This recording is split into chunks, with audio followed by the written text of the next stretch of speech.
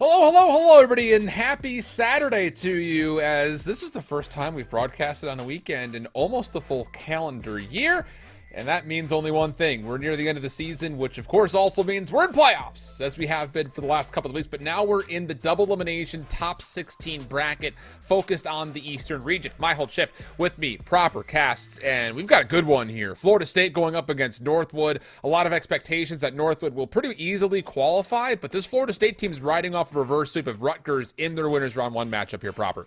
A reverse sweep that a lot would probably argue had no business actually happening. If you were watching the multi-stream from FSU, it was a last-second contest. A team kill comes through on a Berlin hardpoint, and yet FSU still make it happen and are able to convert what almost felt like about 25 seconds straight on the Berlin hardpoint itself. So riding the high, holding on the momentum, you're going to need it all, plus some more, because you're going up against Northwood. We've been told that our lobby is fully ready, so at least from our side of things, Bacage is map number 1, so whenever the players are ready, we'll jump on in. But kind of cross-comparing both of these two teams, obviously Florida State was kind of encompassed in the large battle of Florida in their second stage, where you had teams like Barry in Youth Florida Gulf Coast and all those other schools that were kind of down there kind of fighting with them. But this Northwood team has really not been truly tested in a lot of ways. Even throughout their second stage, they cruised through a lot of their competition. So where's your head at when you come to comparing both these two teams head to head? I think that FSU have just been keeping their nose down to the grindstone. I mean, I talk a lot to Daniel Exile, Big Exile fan club over here, but it's one of those things that ever since losing map number 5 to Concord and split number 2, these guys have been screaming almost every single day, making sure that they go over VOD, making sure that all of their T's are crossed and all their I's are dotted. Yeah. That said, going up against Northwood, look, if you're new to the CCL and maybe you watch some challengers, maybe you don't watch it all, I don't care at this point. You're going up against Fame, Chris Radio, Bink, and Infinite. And those are 4 players that you do not bat an eyelash at when it comes down to amateur Call of Duty, that are quite adept at the respawns. The only maps that they have struggled with against CCL teams has been the Search and Destroy, because we do play it a little bit different down here in the collegiate level. But you better hope that that pace is going to be kept up for Florida State University. If it's not, this Northwood University roster is going to run right over you. Again, this is a winners round 2 matchup. The winners semifinals, which will be slated to start immediately following with this series. Those are your first set of qualification matches for what will be 4 teams that will make it into the first ever CCL LAN playoffs. Of course, there is a lower bracket that will continue through not just this evening, but also into tomorrow. And the intended broadcast tomorrow is to cover both of the lower round matchups, pending, of course, the schedule of the CDL. So, let's get into this one. As mentioned, it's Bacage to start things off. And Florida State coming off the reverse sweep, looking to keep the momentum up. And how about Brave Cannon? Just very quickly running forward, getting into a tight position over through Grandma's. And that's going to work out to kind of open up some space for the Seminoles to work with.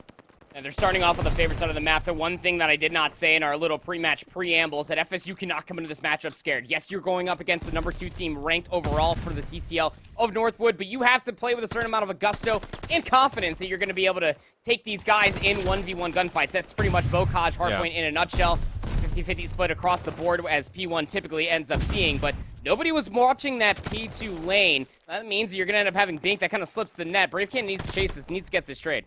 Well done, but now he's got to play for his life. The job not finished yet. And does actually see Infinite sneak back over towards Tin. He does have a teammate who spawns with him. It's K-Cell, and they're going to try to work together to clear out. And oh my goodness, what in the pre-fire is that from K-Cell, who nearly turns it into a double. But Radial is able to secure the trade and keep the pressure over towards the spawns of FSU. In fact, K-Cell, as he spawns up, will actually see himself on the opposite side of Granny's.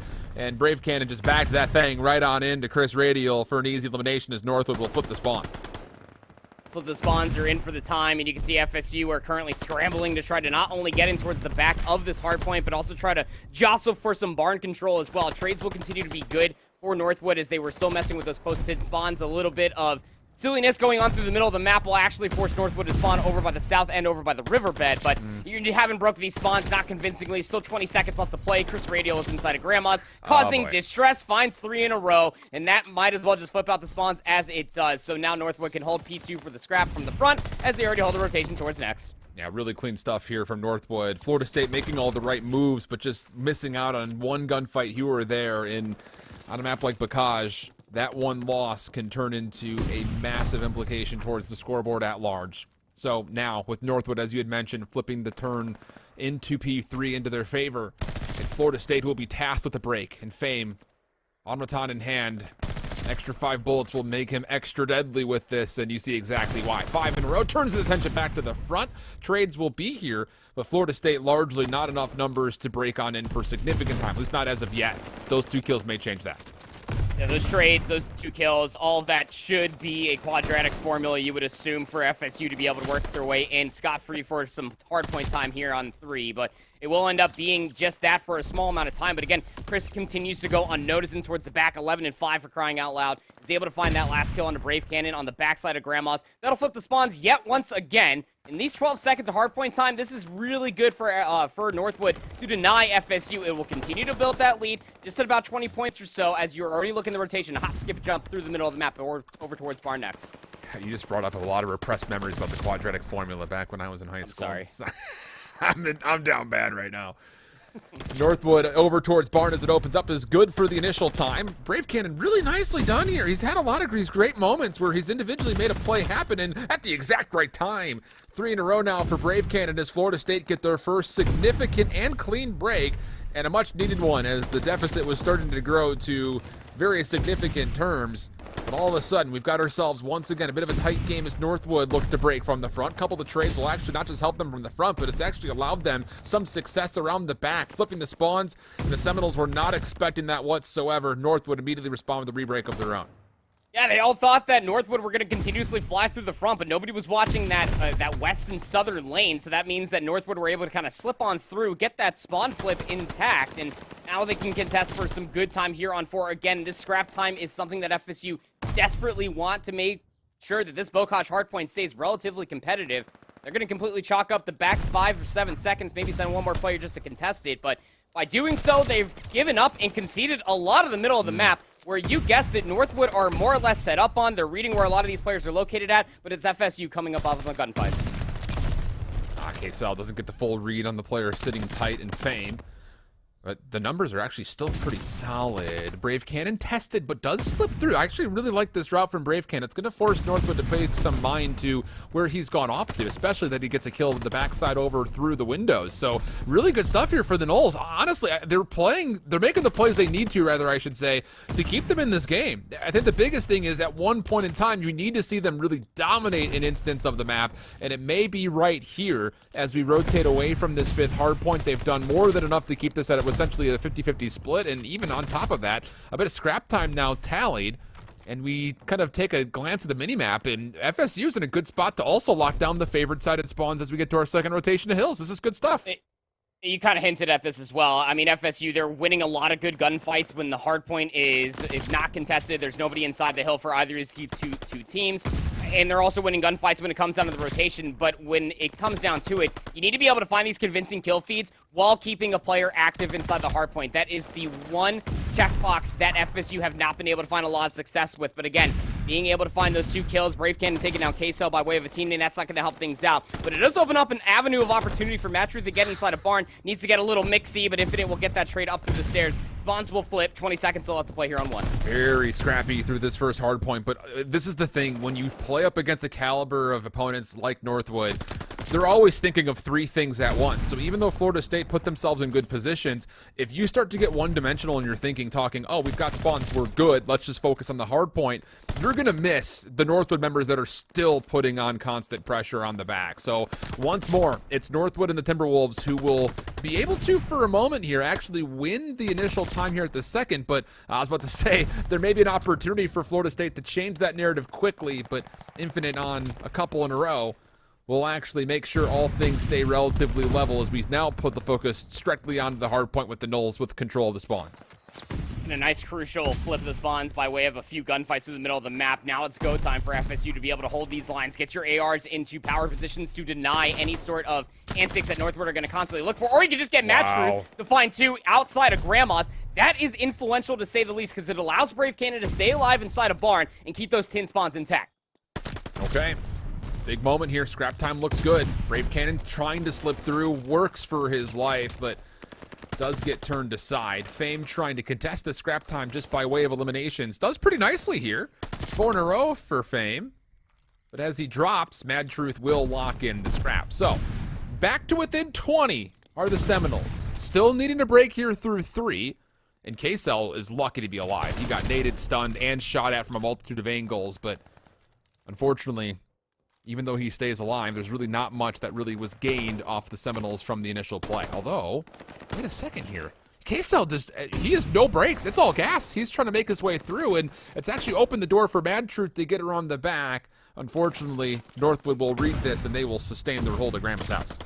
It just was not as coordinated as we were hoping, as Chris finds yet another 3. Chris for 3 on P3. Just name a more iconic duo on this very map mode combination. I will wait, as the hold is absolutely sublime coming through from Northwood. Again, finding a lot of good isolated engagements, and then you just have one player getting a little bit crazy over the next, finding 2-piece, then a 3 of what you saw from Radial just a few moments ago. And FSU, I mean, they're forced to play for the scrap time. 10 seconds is not exactly that much at the grander scheme of things, but it does mean a lot on a map like Bokosh Hardpoint. But again, you have conceded the middle of the map. Infinite is still kicking their legs up here in top Grandma's. Gonna be watching a lot of players cross, and that is immediate information that gets conveyed to the rest of the Timberwolves as they cross over towards 4. It's been well fought for the Florida Seminoles, but I will say that FSU are just putting themselves into positions where they're constantly have to dig them out of their holes, that they're kind of, it's kind of like their grave at the moment when you kind of look at how the trends have gone. Another solid break, though, over the 4th hard point. Again, they're remedying their problems almost instantly as they're creating them, but the thing about it is you've got to start putting together some preventative measures here if you want to start getting into a sizable kind of comeback, if you want to call it that, because Northwood are going to be at the 200-point threshold here in a blink of an eye, and Florida State's window for a comeback has gotten very, very, very, very, very, very, very small. Very small. Yeah. I mean, when you're already talking about a significant leader's advantage on a map like Bokosh, we talk about like maybe like 35, 40 points. Now we're reaching about like that 70-point margin, soaking up the back 5 seconds is not exactly in a great spot to be. You might be able to find some trades, but again, it's still the main problem arises that you need to be able to find these convincing kill feeds while the hardpoint is active, while you have a player soaking up some of that hardpoint time. Exile's starting to put on a little bit of a spree. Infinite will, of course, find that trade. And this big jostle through the middle of the map, over by the main road, down by the black car, and through the main gate, is great. The kill feed might be suggesting that the Seminoles, yes, they are winning in an abundance of gunfights. But again, the problem is still there, that when you actually have to focus down towards P5, Northwood off the respawns, they come back through, and in a blink of an eye, again, they win a 3-for-1 trade. They can get back in for the hardpoint time. And that's just one of the byproducts of, again, I hate to kind of beat a dead horse here at the same point over and over again. Florida State is fighting, but there's one gunfight that will turn to a 1v1 in favor of the Timberwolves, and when you're continually playing 3v4 against Northwood, it's difficult to find, I think, reasoning or any rationale that you're going to be able to beat the squad, period, on the scoreboard. And that's largely been the case. I mean, you can kind of see that just off of the current hardpoint time that we're seeing. I mean, 3 members over a minute worth of objective time for Northwood, whereas there's only 1 member over 60 seconds, and no one else is even close for Florida State. And that's what happens when you're continually playing a 3v4, and you kind of have to play in front or around the hardpoint just to create some space to even get to the hill, let alone soak time and kind of win the gunfights. That's kind of been the big difference maker. And as this map comes to a close, it'll be Northwood by a margin of 115 points. Over their opponents here. This is very convincing in the second rotation from Northwood. Yeah, hey, you're right to highlight the second rotation because it was admittedly very competitive throughout the first set. I say competitive, it was only like maybe about like 20, 25 point lead that Northwood were holding over FSU's head going in towards the second set, but even more so than that, I think, again, I don't want to join you on beating a dead horse because that doesn't sound like how I want to spend my Saturday night. It's just one of those things that when you are forcing FSU into these very desperate situations, the team that's going to come out on top of them, you would almost expect just on paper alone, is Northwood. With the player base that they are showcasing throughout the entirety of CCL 2022, if you put themselves in situations where they just have to find very quick cleanup kills, 2-piece after 3-piece. How many times have we seen Fame do it? How many times have we seen Radio do it, even the likes of Challengers Elite? They are very aware of what they have to be able to do, and that's just being able to play a nice corner when it comes down to it, find the first kill, challenge out for the next 2, because they know that FSU are getting desperate. They're just trying to race in towards some of these very narrow choke points to be able to break inside these hard points. I think the best way to kind of reframe and kind of give a synopsis to everything that we've said over the course of this opening map could maybe just be turned into a motto of small advantages leading to large margins. It's maybe the best way of putting it, because that's really all it was small advantages here or there, but exhibit A of what that means when you can continue having small advantages across the entirety of the map, you end up winning by a large amount. So Good stuff here from the side of Northwood. Tested, though, through that first rotation. I think that's encouraging for Florida State. I think, you come into the series, you don't expect necessarily to beat these guys on your first look at them in a long time, but I think there's a little bit of hopium breathed into the lungs here, saying, hey, we're fighting, we're shooting, we're gunning these guys back. Let's try to get our objective play a bit more focused with the search and the control coming up, and maybe there's a chance to steal a map or two and extend this series. I think with anyone playing up against a team like Bay State or Northwood in this Eastern region, your best opportunity for success is to draw the series out as long as humanly possible. So we'll see. As you had already mentioned, Northwood has been most vulnerable in the search and destroy. We will have a Berlin to see if Florida State could take advantage of that. I think that Bocage was going to be an uphill battle continuously for FSU, just by way of the pace that I knew that the Timberwolves were going to come out and play. But if the Seminoles, again, are looking for any sort of bounce back, you take a look at the rest of Best of 5 map set. I mean, you have a lot more open land, a lot more opportunity where stuns and nades could connect to be able to dissuade any sort of SMG presence that Radial was bringing to the table on Bocage. There's just not enough time. Again, I mean, realistically, you could probably fit 2 Bocages inside of Kavutu. So if you're able to at least kind of lock down not only a lane, but be able to hold that line of scrimmage, but also being able to use your tax and nades to a high degree to be able to dissuade any sort of more SMG presence, this could be quite good for the Seminoles going forward. Again, Berlin Search and Destroy does live or die off of being able to instigate that first blood. Could also be denied if by way of a good nade or stun, and that could set up Mad Truth or Brave Cannon, like what we saw at the beginning of the Bocage, to be able to find those quick challenges, be able to get an early numbers advantage. I think the biggest thing in any mode that we see throughout this series is Florida State has to be thinking on 3 dimensions right now. You cannot just sit with kind of the blinders on, hard focused on one thing, because Northwood will outthink you, if not also outgun you. I think that's been the biggest headache for a lot of teams that have matched up against them through the second stage, when, of course, both teams were in the top cut. As we're waiting for map number 2, again, this is earlier than our intended broadcast coverage has come through, but we're happy to have it, of course. Updates across what has already happened inside of this Eastern bracket. Bay State is playing up against St. Clair at the moment to play against Concord, which is a qualification matchup. That's going to be our, what very well may be our first semifinals, actually. We'll find out depending on how the schedule works out. But Concord is awaiting the winner of Bay State and St. Clair. That will be a qualification matchup for whoever wins to get to the CCL LAN. The big surprise in that kind of side of the bracket was St. Clair taking a 3-1 win over Davenport. Not a lot of people had that in their bracket predictions, but it goes to show that that St. Clair team means business, even though they were just in the second cut throughout the second stage of the season here proper. It's something that you and I actually highlighted when we were casting over St. Clair just about maybe a week and a half ago at this point, that St. Clair coming through the LCQ, being able to put themselves in a position out of Tier 2, a lower end of the second split, to be able to make a deep playoff run. It's something that you and I mean, we were just as shocked last year as what we were just seeing here as a 3-1 win over Davenport is quite impressive. But what's also catching my eye is actually that that game number 15, that match number 15 on the winner's bracket side. McMaster are currently 2-1 up over Penn State after blowing them out of the water. 3-0 win on the control and a 250-166 on the hard point. That's mind-blowing for me personally. Absolutely. And McMaster, this is after they 3-0'd Barry.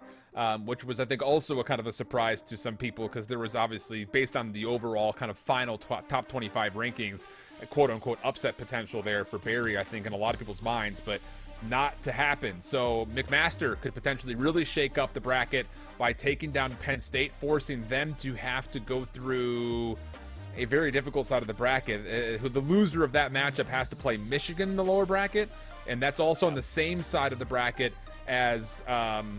well, the loser of this matchup playing up against Davenport. So that top side of the lower bracket is looking disgusting right now. And who knows what's going to happen as we continue to kind of move forward throughout this bracket. Of course, this is just the weekend for the Eastern playoffs. Next weekend is the Western playoffs. And I don't know if there's a bracket link to the Western, but we are still accepting predictions on that bracket. So if you have not already gotten yours in, make sure you do so. I don't think there's any prizes this year, but it is still fun to do so. Jump on in there.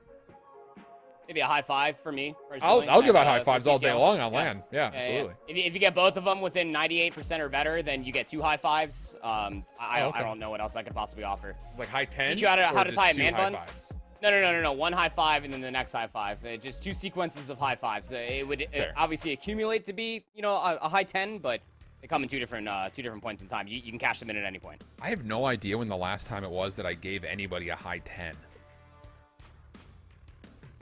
Baseball? Well, you haven't scored an eagle on the golf course, so I mean, probably, I would assume that would probably be like your first one. It's like running through across the green, give me a high 10. All right. I could take that. Stupid. I hate it here. That's not true. I love it here. Berlin search. We're just going to enjoy the cinematic because we're hearing that the lobby has restarted. And I don't know about you, Andy, but I'm just like hard looking at the bracket, waiting for an update on that map 4 between Penn State and McMaster. Same, actually. I just hard focused on it.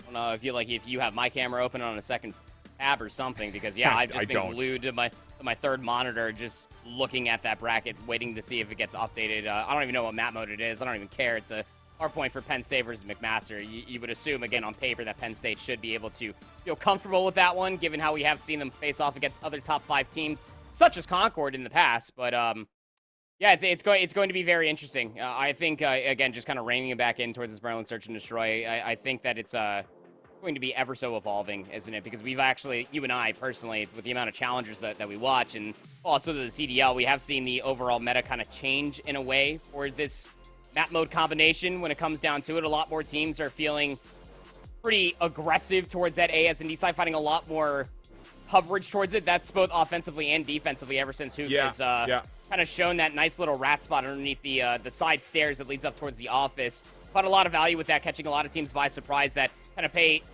very, very fast. Again, that could be a nice little angle and corner for Mad Truth or Brave Canada to be able to catch Northwood by surprise, but also at the same time, wonder who's going to be bringing out and finding more value with the snipers for both of these teams as well. We know how influential that could be, not only to be able to watch the cross over by the upper courtyard leading in towards the AS&D, but along that B lane as well. I mean, you can really deny just so much presence over by that BS&D and keep players trapped inside a mailroom just by finding that first blood.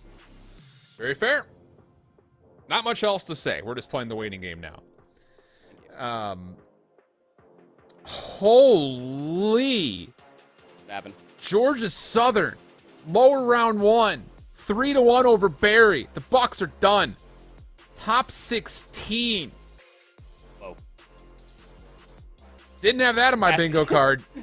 Cash is going to be pissed. Cash had that in her top 4. Oh, did she? Oh, she did, didn't she? Yeah. Oh, and there's the update. 250-221. McMaster sends Penn State to the lower bracket to play Michigan in an all Big Ten affair. Oh. Bruh, what is happening?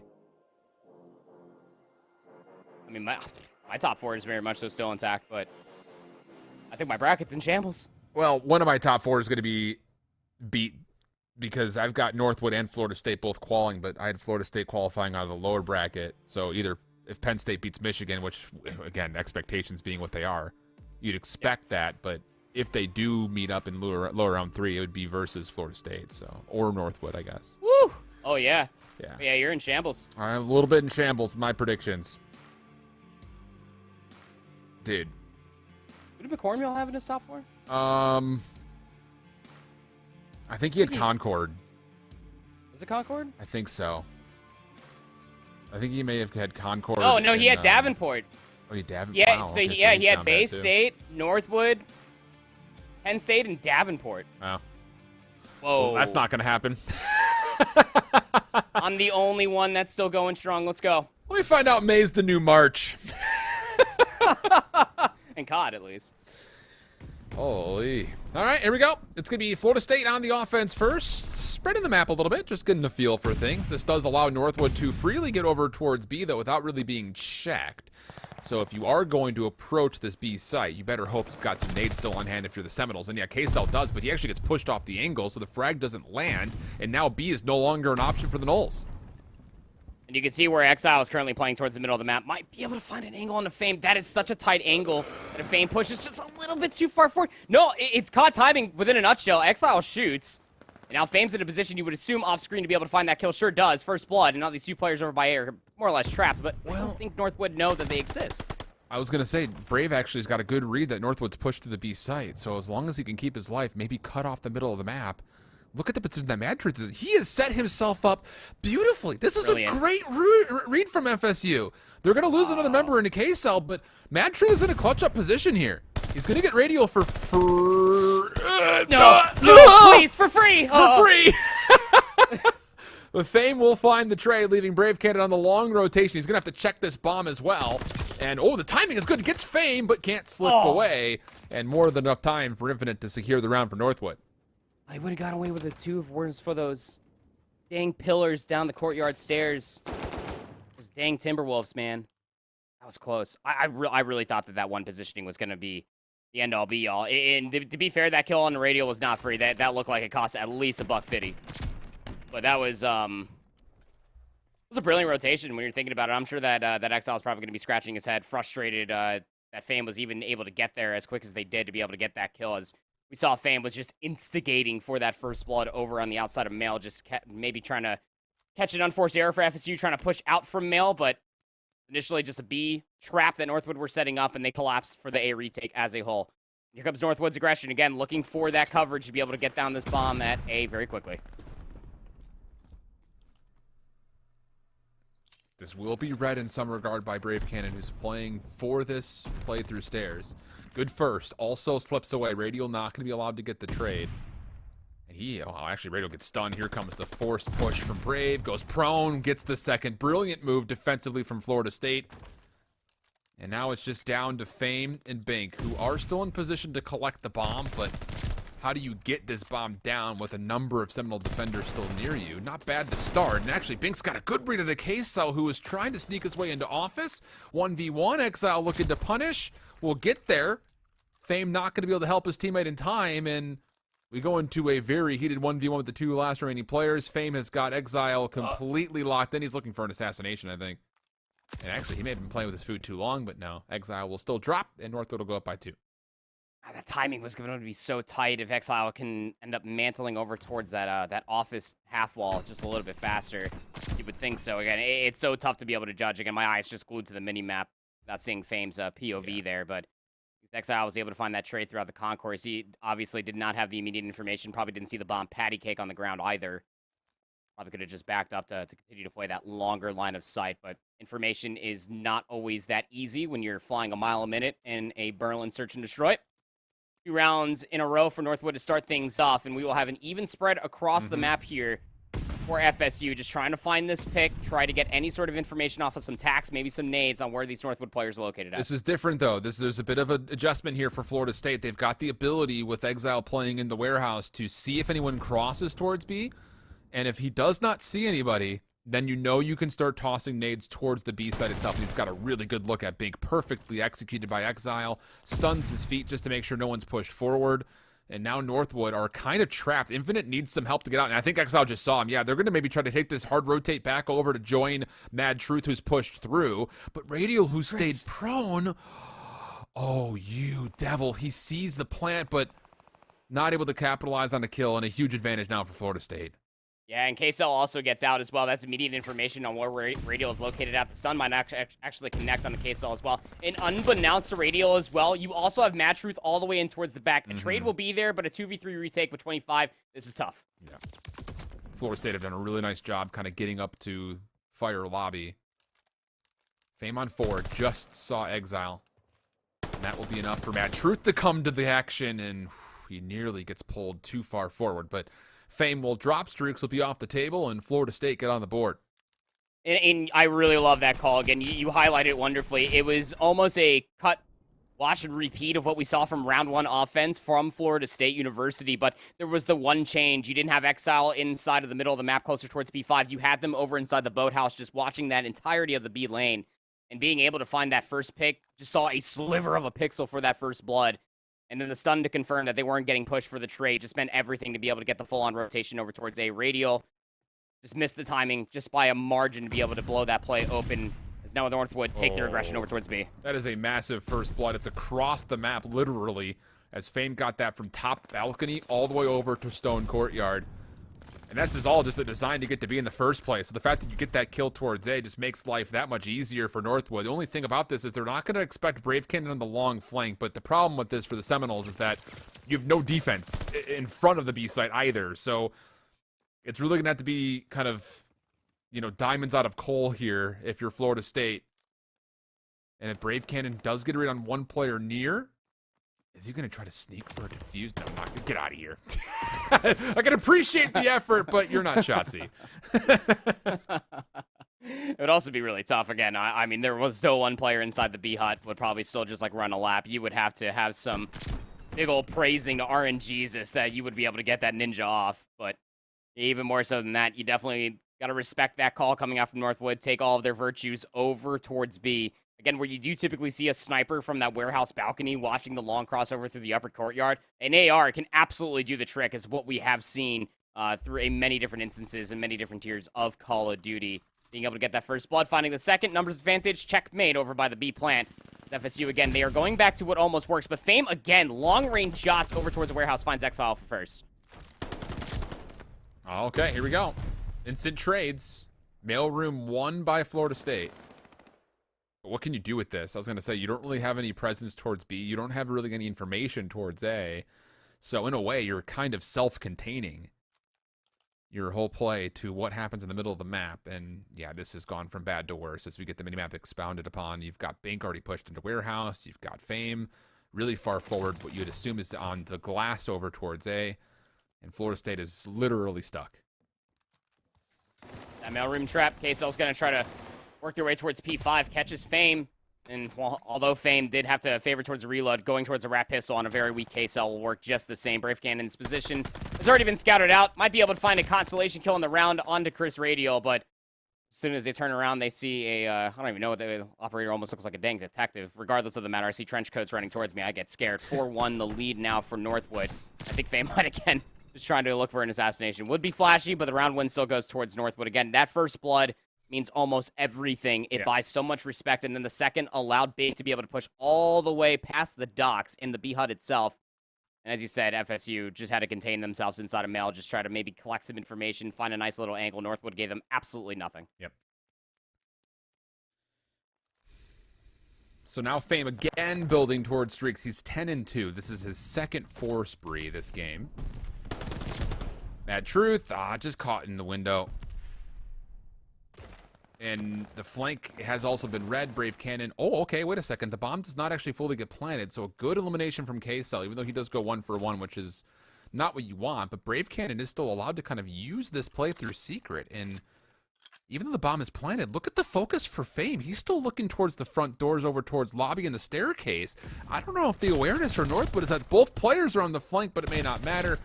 Fame is able to find a frame in the door to get himself the trade. And now it's just down to Exile versus Fame again. This is episode 2 of this battle. And Exile is at the disadvantage here, looking for timing on the kill, but it's not there. Fame will confirm, and Northwood put themselves in a really good spot to finish off this map too. Yeah, I mean, Fame plays a lot of Search and Destroy, plays at a high level of Call of Duty challengers for amateur for a few years now. Look, there's something to be said just about it in that 1v1 situation. Bomb being planted, sub 24 seconds. Fame knows exactly what they need to do. You just got to be able to throw a shoulder, maybe just to check the bomb. Or at least make sure that Exile isn't going for that ninja defuse, or at least trying to defuse it as a whole. You just have to play the clock, knowing that it's your immediate win condition. Finds the peak, takes down Exile, now is on 5 in a row. Probably won't even be able to get towards the glide bomb unless they do some crazy antics going forward, but map point regardless here for Northwood. Yep. Heavy stack towards A. Gunfire from Radial should mean the end of his life, and it is. Defensively, maybe an opportunity for Fame to get a little bit of action done, and wow, the nade actually helps out a lot. That keeps Florida State from getting any further past the A site than they were already threatening. And with an early flank from Bink, there's no good exit on the back unless Exile reads it and can take the kill, but not the B. So, Brave, KSL, last chance. It's quite literally Butch Cassidy and the Sundance Kid. They are bunkered up inside of office. And Brave Cannon actually may have beat a timing, comes out the window, finds one to turn this to a 2v2. Time's starting to become a bit of a problem here for Northwood. KSL is just laying prone. Has not needed to check the bomb for a defuse as of yet. And honestly, he may just wait until there's not enough time left to defuse. Pending he gets this kill on the Big, he's secured the round, and there's the kill to do it. Tries to finish off Fame, who's being sneaky. That'll be enough for the glide bomb, which is actually pretty important, all things told, but Florida State still stay alive in the search. It is very important for all intents and purposes. Getting that glide bomb on map point, you're keeping your heads just barely above water are the Seminoles, but even more so than that, you got to deal with Fame, who, again, by way of nades, gunfights, you name it, is just going on Goliath sprees to be able to put themselves in a position like this, to be able to sway any further antics past the upper courtyard for FSU to be able to take a forward post-plant position, as you saw where that bomb was essentially planted for on both sides of the office and over by the upper courtyard. They just cannot be able to push all the way through. And you even saw Exile as well. As soon as we hopped on toward their perspective, had some sort of an idea that there was going to be a long flank, just a little bit too late. Here comes Northwood on a very fast B hit. Delayed nades will make sure no one is watching the cross for Northwood, and they gain entry, as you already alluded to. Fame also going to call the glide. That will actually take down Mad Truth inside of the train station. Information on K-Cell is given, but how about it? K-Cell still tallies the double, so bomb planted, but numbers live with Florida State even after the streak gets called. Problem about it is Fame is just a little bit better. What else do you want me to say? 10 in a row for Fame. Feeling some 360 action. Gonna go a little toe hunting. Saw Brave Cannon cross. And if he gets the kill from this angle, well, I don't know how you regain. He's got all the information you could possibly want, and yeah, there's just no way Brave Cannon comes across and gets this defused. It'll be Fame for every kill and the ace as Northwood punch a 6-2 map 2 win. I mean, what the hell? Like, what analysis do you want from me? Like, Fame's just a little bit better. 17 and 2, by the way. Like, I don't know, man. Like, it's like, again, I want to say, and I will give Florida State University the benefit of the doubt. Look, the Seminoles put themselves in really good positions to be able to, obviously, bounce back from the numbers. It just came down to winning those gunfights, and you're going up against a white-hot Fame. Yeah. You just got done playing day number 1 of the Cup this weekend into playing CCL. To say that the kid is warmed up would be putting it lightly, and to suggest that, yeah, he's absolutely shooting straight. 30 bullets in the automaton just means that he doesn't have to reload just that one extra time. Has the snap, the centering, everything else in between. What a hell of a spree coming through from Fame's on Northwood to be able to put themselves up 2-0 in the series. Really good stuff, honestly speaking. And we'll take a look over at the stats here just to kind of finish things off, but you already hit the highlight. 17 and 2 for Fame, 1,700 damage. And, I mean, it's again, like, this isn't a playoff narrative, so I feel bad bringing it up, but, like, Florida State's fighting, man. Like, they're putting together some pretty solid looks. It's just... It's one of those things, it's just when you've got all-star potential from all 4 members. We said this time and time again against that Ottawa squad, both Ottawa squads last year. You got half of them here. Of course you're going to ride the same narrative. It's difficult to surpass the experience and just individual skill that this Northwood roster has kind of just going for it. I couldn't agree more. I mean, although, like, I've been holding myself back from talking about this because I've been holding back tears ever since I actually put out that tweet that this is so sad. This is their last hurrah, right? This is their last attempt to be able to get a chip. Being able to get second place in season 2 of the Elite. That's the best finish that I think we've actually seen out of Radial, barring any sort of second place or cup finishes. But I mean, even more so than that, yeah, you have all-star potential galore. To be able to ride that high going forward for Northwood. It's just about continuously keeping the vibes up. They know what it means for Radial. Fame is, of course, just piecing together everything that they possibly can. We know how good Infinite and Bink can be individually, but when you put these 4 players together, even specifically what we saw in their biggest pushback and their only loss in the entirety of the season versus Bay State, they still look just as good. They're just like maybe like 1 or 2 scrims away from being the number 1 team in the CCL, in my personal opinion. If they're not already. I mean, hard to say. Fair. The only way that we're not going to get that answer, obviously, until we get to LAN.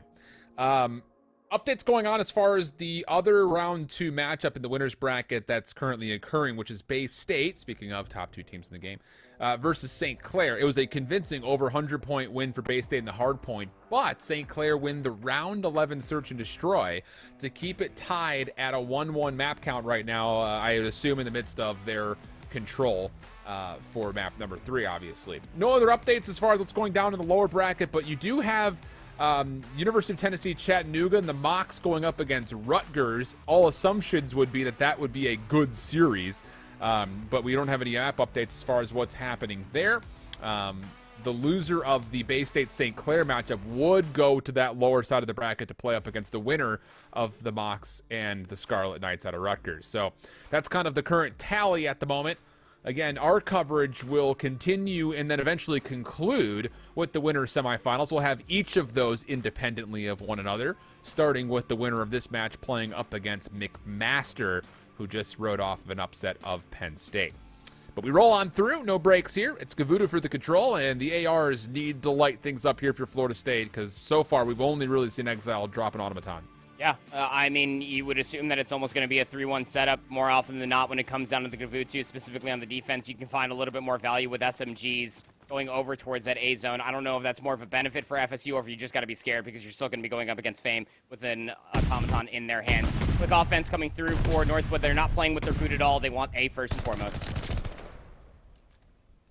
Opening first blood, good for Match Root to the middle of the map, but the problem about this is there is no pressure defensively towards top side of ship, and Northwood are very happy to see that real estate come by way of a free push. So that will lead to a first tick of progress at A, and oh boy.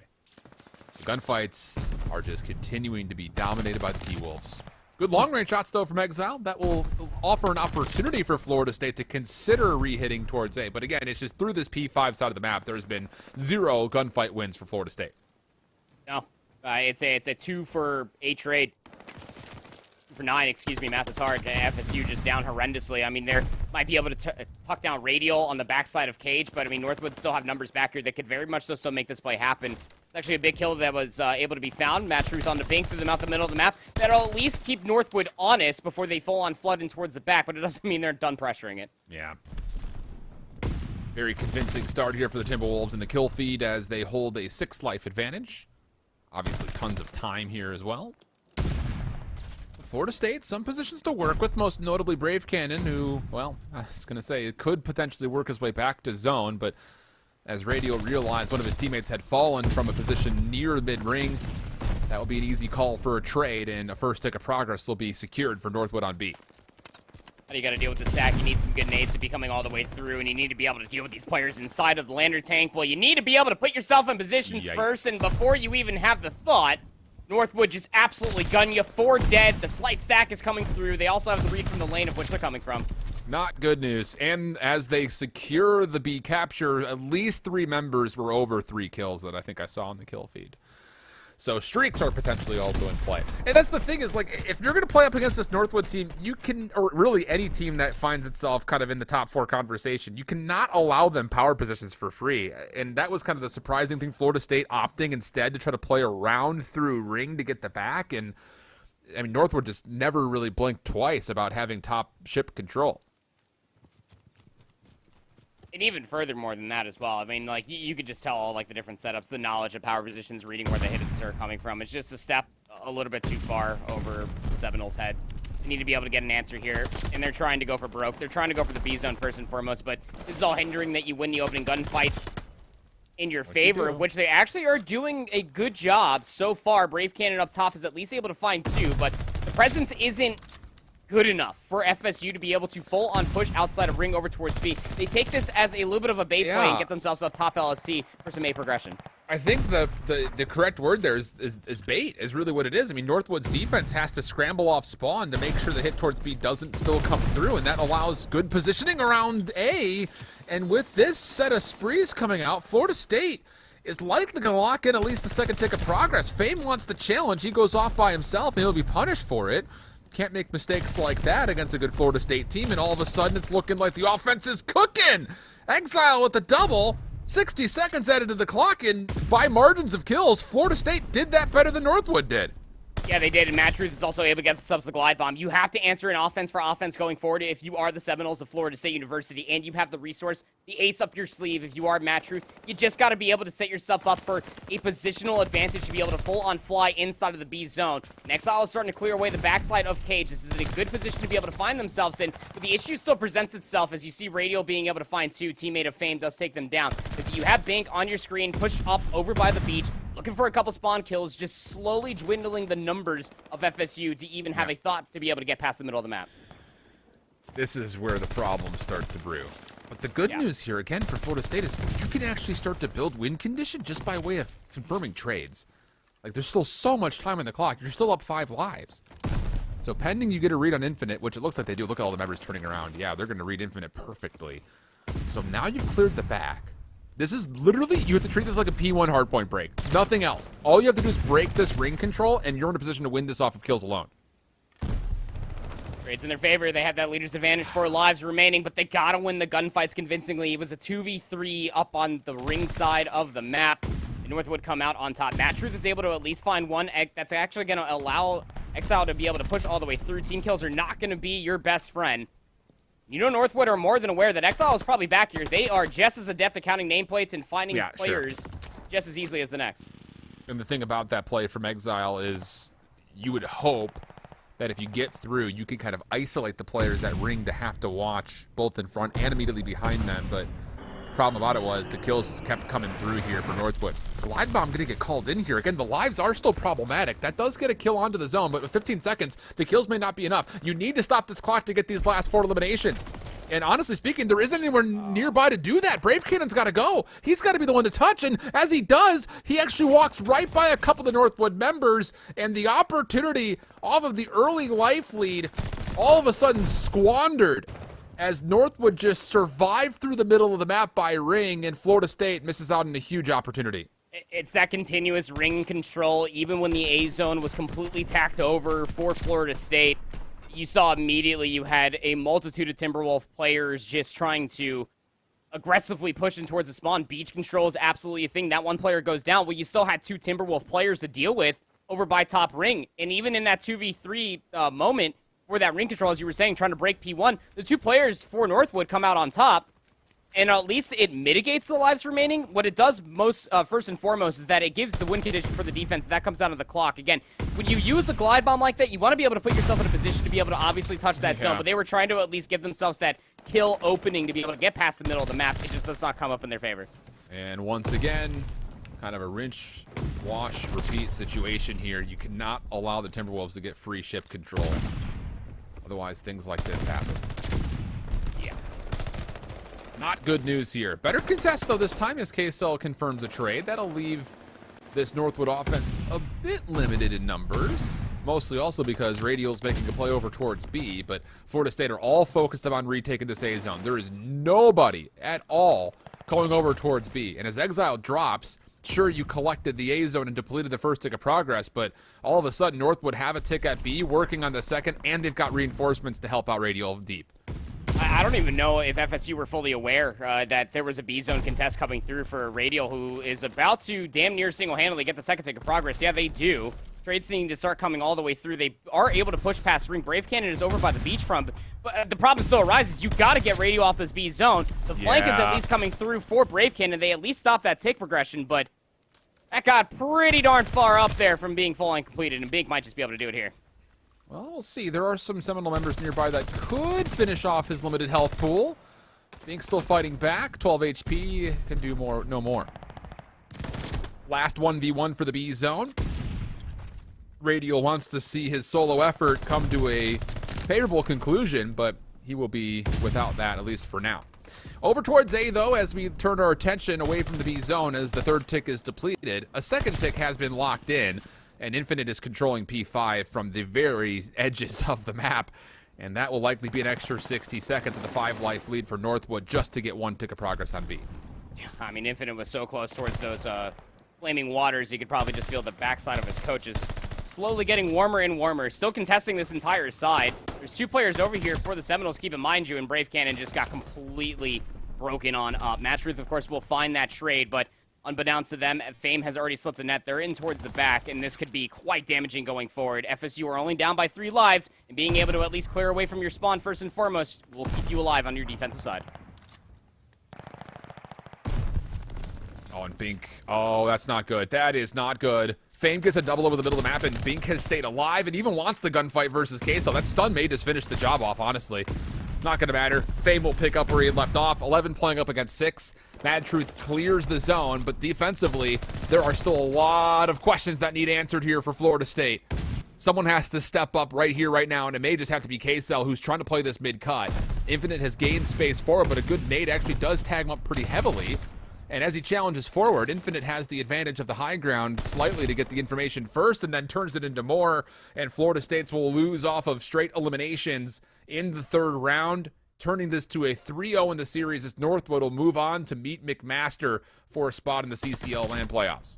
Yeah, it's a very tough round 2 matchup. Florida State knew it, you knew it, I knew it, all the CCL staff knew it. It's just one of those things, again, like this Northwood team is just different. You know, there's only a select few teams that come to mind when we are thinking about that other teams inside the CCL that might be able to keep pace with them. Obviously, Bay State is one of them. Hell, they beat them in split number 2. So obviously that is certainly the case. Concord also comes to mind, and especially Ottawa. We won't see that matchup potentially until playoffs and on land for that top 8 positioning. But even more so than that, I think the recurring point, maybe not so much in the WR2 control, obviously putting themselves in great positions. They did get that A capture quite confidently and put a giant smile on my face to be able to see how FSU were able to play that bait play to a high T over by ring over towards A. But it was just, again, they were still fighting throughout the entirety of the series. Absolutely. Yes, the scoreline will be suggestive that Northwood just blew FSU out of the water, but it was not, I guess, as explosive as I thought the scoreline was going to be. FSU showed some really big bright spots throughout this 3-0. Yeah, it's it really is tough because you lose the hard point by 115, you lose the search by 4 rounds, and you lose this control of 3-0. But I would say this was the worst look for them. Just defensively, there just wasn't a lot to work with at any given moment in time for Florida State. I thought they looked best in this map on the round 2 offense that they had. So definitely some, considerations. Obviously, the expectations was that Northwood would win this series, and those expectations would live true. But yeah, I think as far as Florida State is concerned, you really can't get too down on yourself here, just simply due to the fact that you did fight. I think just largely speaking, you did better than a lot of teams. I think just would be concerned in this overall. So here's that final tally, as we kind of already alluded to: 251-35 the hard point, 6-2 the search, and then a 3-0 here in the control. So Florida State gets bounced down to the lower bracket. They have to play Davenport, and then the winner of Penn State, Michigan, and then the loser of Concord versus probably Bay State. So it's going to be difficult for them to get into the qualification setup, but definitely still doable. It would just take a pretty lengthy run here. You just have to be able to wipe the sweat off your brow, just knowing what this matchup is, to call a spade and just say what it is. Look, they got outpaced in certain moments of time, but they were obviously able to show some very good key fundamentals that might actually be able to not only catch Davenport by surprise, but might actually be able to take that series. But again, it's going to progressively get just more and more difficult for FSU, just again riding that high off of the reverse sweep. I mean, they probably didn't even think that they were going to be this matchup versus Northwood in the first place after going down 0-2 versus Rutgers. But even more so than that, Alan, I think that the road, albeit difficult, I can still see FSU continuously relying on their practice that they put in ahead of towards this playoff bracket to be able to make that run for top 8. We'll see. We'll keep an eye on the Seminoles' run as they try to finish off the day and continue it in tomorrow. But for us, we're going to send things to a break. And then coming up next, our first qualification match ever to a CCL LAN placement. We've got McMaster going up against Northwood on the backside of the break. We'll let the teams do their veto process, and we'll be back hopefully without too much delay. You're watching CCL Playoffs. We'll be back after this.